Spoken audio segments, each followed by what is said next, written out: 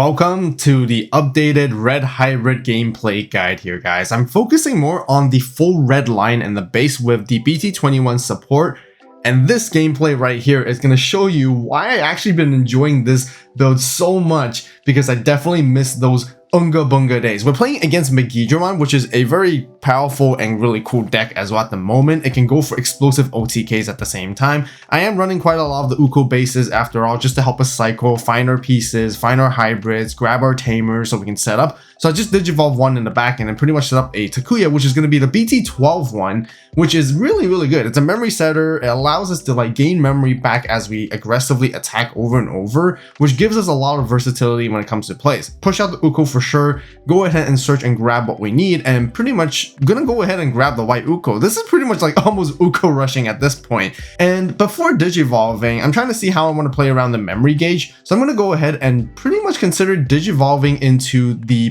Burning Gray for 2 costs on top of Takuya. I was considering raiding into the Greymon just to play a bit of control, but you know what, at this moment I'm just that's not the red hybrid style. We go UNGA BUNGA straight to the face as much as we can, so we attack with the Burning Gray, being able to evo into Outermon for reduced cost of 1, so paying 3 memory instead, go for the 2 checks instantly, and then gaining the 2 memory back. We get to draw cards off the Koromon Inheritable, and we're going to chip away with the Ukomon, and then pretty much putting the opponent back to 1 memory with another UKO ready to go, pretty much pressuring lethal in our second turn, which is absolutely crazy. And yeah, the red hybrid aggression is real. The opponent's gonna have to find a way to address us right immediately this moment and get rid of a stack. And the reason why I really like this new Outermon is because if it gets deleted, we can always float a tamer back, which we can float that same Takuya, which is really, trying to utilize most of the BT12 engine cards in here with the combination of many different BT17 support which got from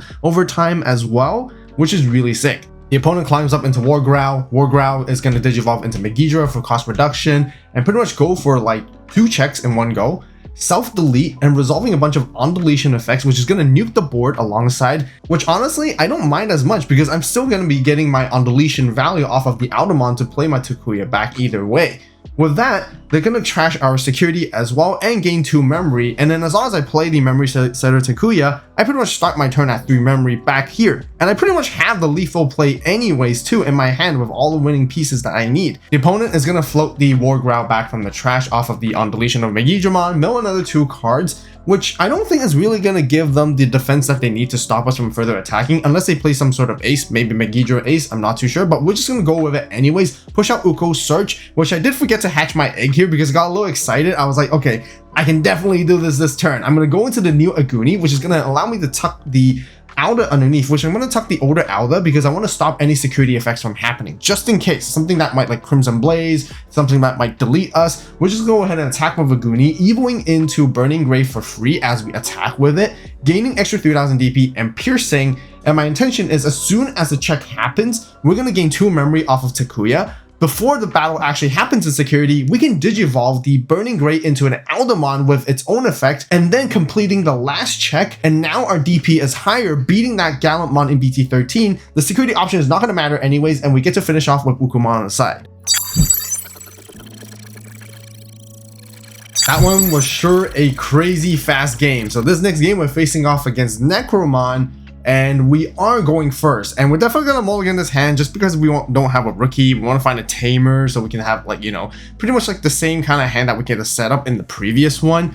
Ideally it will be the BT16 Ukomon so we can give the opponent 1 memory right at the beginning to work with, or at least a Flamemon so that we can have the option to choose to Digivolve in the back or hard play it out to search for other pieces that we need. But wow, look at this mulligan hand. We are definitely gonna have a hard time. This is definitely a bricked hand for sure. We're gonna just hard drop the Burning Gray for 6 costs. This is the things I try to do. If you're bricked like this, the #1 priority is to find as many different ways as possible to draw, and generally the only way is to Digivolve up. Digivolve, cycle, and draw for that Digivolve so that we can unbrick ourselves. In this day and age of this game, it's just near impossible once you're lagging behind. So it doesn't matter, give your opponent a ton of memory, because my intention is that I can Digivolve into a Outermon to cycle. I can either choose to Digivolve the Flamemon in the back to draw an additional card, or I kind of wanted to save it so that I can hard play to find my other pieces, because I still need a tamer at the end of the day. So I chipped away with Burning Gray. I'm not going to use this effect to evo into an Auda because I don't think it's necessary, because I still have to pay the memory. And then I'm just going to hard drop the flame to find, hopefully, grabbing what I need. No Tamer just yet. No Rookie. Pretty much bomb deck the Uko there, which is kind of unfortunate. But here we just kind of have to see what happens afterwards to continue playing. Because the next turn, if they don't get rid of both bodies, I could Digivolve into a 5. If not, my Flamemon can Digivolve into level 4. They go into Necromon here, which they're going to swing into the security, going for 2 checks, which we're not going to find any value either, which is unfortunate.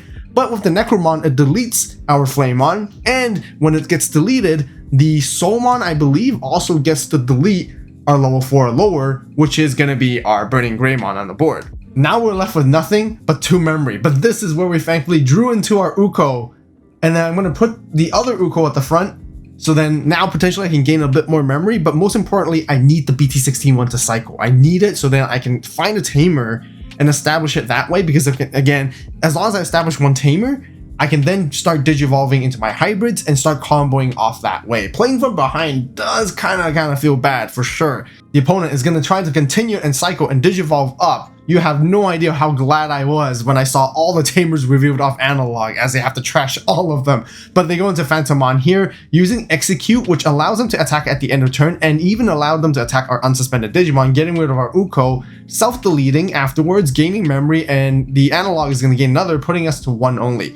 My only choice is to push out the Uko, find what I need, and I finally, wow, got the Tamer. Gonna swing with it just to draw another card with Koro, and here I'm just gonna have to give the opponent 4. At least I have a Takuya Koji to work with right off the bat. I need to find a way to also exert the pressure, because it is still somewhat playable. If I have all the pieces that I need, then I could actually take out all their security and maybe even finish the game off, which can be insane, because my plan is to Digivolve into Aguni into Auda, Atomic Inferno if I can as well at the same time, and then Emperor Grey, the promo one, can unsuspend at the end of turn, and then synergizing with Takuya Koji, at the end of turn I can still make a final attack, which they may not see coming, which would be absolutely crazy. They go into Necromon, checking into our security, giving us a bit of value because we're going to find ourselves the new Takuya to work with, and the new Takuya can help us reduce our Digivolution costs. But they're going to be able to keep turn because of Analog Youth and going to gain some memory back as well at the same time. Float a bunch of bodies. The Phantomon is still there, but they can't really just finish us off just yet unless if they have Apparition. But looks like they end with a Reapermon, which is going to be troublesome for sure. Oh man, this game is definitely so tough, I have to say. But anyways, first we use our starter main of Takuya Koji to tuck 3 different names underneath, because we do have another Takuya on the side, so we can do up to 3 sources. And then we can use the starter main of Takuya to Digivolve into a Agunimon. Now the nice thing is that with Takuya, we can actually synergize with Takuya Koji, as they count as like a completely different name. Because Takuya Koji is 1 name, Takuya is 1 name, Koji itself is also 1 name. So by having that dual tamer, we can pretty much reduce our Digivolution cost of Agunimon with the new Takuya by 2. So it's going to be for free. Now, the downside of this is that the Reapermon is going to de-Digivolve us because we did Digivolve via an effect. But at this point, I'm kind of forced to play into it anyways, just because I have a second Aguni that I can Digivolve into, and this can give me additional cycle of cards. And since the de-Digivolve of Reapermon is mandatory, I think the better choice was actually to tuck the Burning Gray off of Agunimon's effect, to tuck it underneath the Takuya Koji instead of actually tucking it underneath Takuya. Because now if I go into the other Aguni, I can tuck another source, which is really cool because I don't have to necessarily tuck it underneath itself. So I can tuck it underneath that Takuya Koji. Now I actually have 5 sources to give me the opportunity to try to go into a EmperorGreymon if I wanted to. So now I went for Atomic Inferno so that I swing with Aguni, Digivolve into Burning Gray for free, giving additional DP plus Piercing. This is going to deter the opponent from wanting to block either way, because if they block with that, Atomic Inferno is going to gain us 3 memory. If they block, we have Piercing. That's going to go over the Reapermon. This is going to be for 2 checks with 15k DP. And then as soon as the check happens, we can go into an Aldamon, which we won't be able to go into the newer one to get another additional check in, because there is kind of like an unfortunate side where we drew into our Gravity Crush after Digivolving, which if we had it earlier, or if we knew, we could have actually really utilized the memory that we have way better to potentially actually pressure for a game-winning play. Now we're forced to be in a very awkward corner situation, and I think my only choice is really to finish the turn off by going into the EmperorGreymon, the new promo one, which I really like the effect of being able to delete something, which generally it can delete something that's really big since it gains DP off its own effect. It can pretty much unsuspend at the end of turn, and we can sequence it together with Takuya Koji to make an attack while doing so, and it will become a blocker. So this is what we're going to go ahead and do. We're going to go ahead and use Takuya Koji, attack, and then pretty much unsuspend. And now we can pretty much stop at least one attack in the opponent's side of the turn. But you guys can see they have like pretty much so many bodies that they float out. They got 4 attacks in there that can pretty much come in. With 1 blocker, it's not going to be possible at all unless we play Susanoo Ace. And I'm just trying to threaten against the opponents that we might have it, because we can get into that and maybe we could still blow something up and sequence it and probably stop a potential lethal turn here. But we did end up giving the opponent quite a bit of memory to work with too. And now they can just Digivolve up if they need to, going into the Bakemon and then into the Phantommon, and then pretty much just chip one at a time. I'm gonna have to block regardless here, and I don't have Crimson Blaze, so this is gonna be pretty much unfortunate. They go into Necromon, which doesn't really matter anyways, and they pretty much get to swing and execute for game.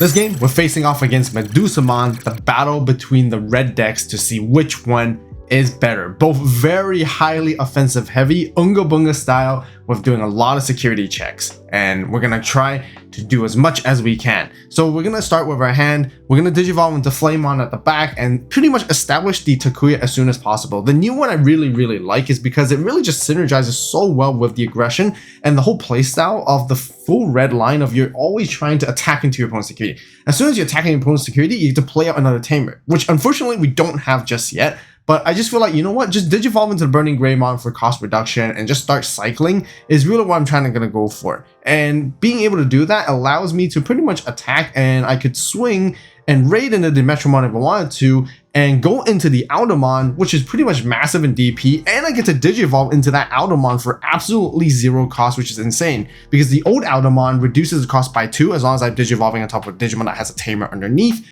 And with the 1 cost reduction of Burning Grey, that's just great value there. They're gonna go ahead and push out, gain 1 with the Owen there, and then pretty much delete our Flamemon with the Cyclomon. Unfortunately that we ran into the Raging Super Team, which pretty much ended up deleting our entire stack, and we might be in a tricky situation now because we don't have a Tamer to work with, which we really need as well. Because once we have 1 Tamer going, it's great, but now we're back to square one with no Tamer. Then that means, thankfully, we drew and top deck 1 again. So I'm repeating the same turn 1 play. Digimon Flame on the back, and then play out the Takuya, putting them to 1 memory to work with only. And then next turn, again, I can go into Aguni, I can go into Burning Grey, and then combo into Auto once again, and maybe potentially if I need to, go into Emperor Grey to pretty much like end the turn if I need to as well. I have a red memory boost to work with as well, which is nice to give us the extra memory so that we can Digivolve up with more memory efficiency and climb up into our line very quickly thanks to all the combinations.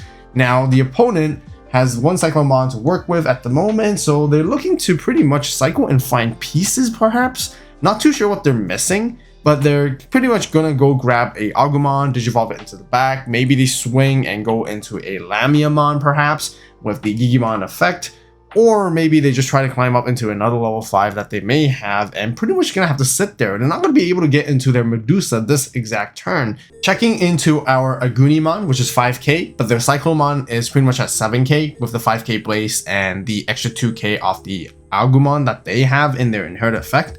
Looks like they're contemplating on which level 5 they want to get into. So it tells me they probably have several choices. So they end up going into Cyberdramon, and with Cyberdramon, we're gonna have to put a card from our hand into security and trash the top, which is unfortunately the Atomic Inferno, which really could have helped us excel our win condition. But either way, I'm gonna go ahead and push out and start a main, use the new Takuya to Digivolve into Aguni for reduced cost of 1, and then now I can go ahead and attack into them and Digivolve into Burning Grey, which is gonna gain piercing and extra DP. And as soon as the check happens, unfortunately no Tamer to play, but then I'm going to bridge into an Automon for cost reduction of 1 off Burning Grey and another cost reduction off its own effect to deal an extra damage there.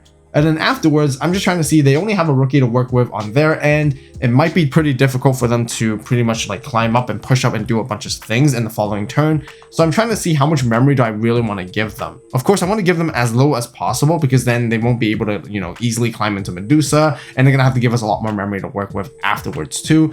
Since I felt like I was in good position, I digivolved the Flamemon into the Agunimon, putting the opponent to 1, tucking in another source, and then I can utilize the Flamemon on deletion to play out a Takuya from my hand if I do have one. But additionally, I can cycle additional card, which I did end up finding the older BT7 3-cost Takuya in my hand. And now with both Outermon together, I can float 2 Tamers back, and I have the enough damage that I need to go for the following turn to finish them off if I want to as well. So this is going to be a pretty much good setup. They go into a spicy Arrestadramon here, so that they can pretty much attack and raid into our Agunimon without needing to suspend. Alternatively, if they choose to attack into our Outermon as it gets deleted, our Takuya is going to be in that trash at that moment within the stack, so then we can play out for free as well. So we're pretty much in a good position. But it looks like they go into Aguni, and like I mentioned before, with the Aguni being deleted, we'll play the Takuya from the hand, and then the Yokomon egg is going to let us draw a card, and then they pierce for a check, and this is where they can utilize the Gigimon to actually digivolve into Medusamon, pretty much clearing our board. And I don't mind this because since all the removal is deletion based, we're getting quite a decent amount of value and floating capability to rebound for a big clapback play if we need to anyways. And like I mentioned, they're going to end up giving us a lot of memory here, even with the cost reduction of digivolving to Medusa, which they also have another capability to attack because of the Owen end of turn. Since the Medusa was unsuspended, they can go for another 2 checks here, which is pretty crazy, and that's a lot of damage too. And they leave us with a petrification token with 5 memory to work with. I think we can pretty much close out this game. We're going to use the starter main of Takuya, which we can only reduce the digivolution cost by 1. So I'm thinking of going into a Burning Gray. But the thing is, I don't really need to digivolve into the same BT21 Takuya. The BT21 Takuya also lets me digivolve into a different tamer too. I'm trying to see if I want to rack up all 5 sources to go into a Emperor Grey as well, but I don't think it's necessary. So then I'm just going to go into the Burning Grey, like I said, onto the BT7 Takuya. And then now I can pretty much go ahead and attack, digivolve into a Alda. And it's going to have 2 checks because the old one gives us the Security Attack +1 anyways. And then all I have to do is pretty much use the other hybrid with my remaining BT21 Takuya to finish the game off. So I'm going to go ahead and do that, go for the 2 checks, run into another Raging Serpentine, but that doesn't matter because I have another hybrid which is going to be Gigasmon, so I go for it and finish the game off. Don't forget to grab the Destined Partners playmat and the status counters on the AVAULT store, which are perfect accessories to help assist you guys while playing the game. As always, thank you guys so much for watching. You guys have a great day, great night, wherever you are. See you in the next video. This is AVAULT, signing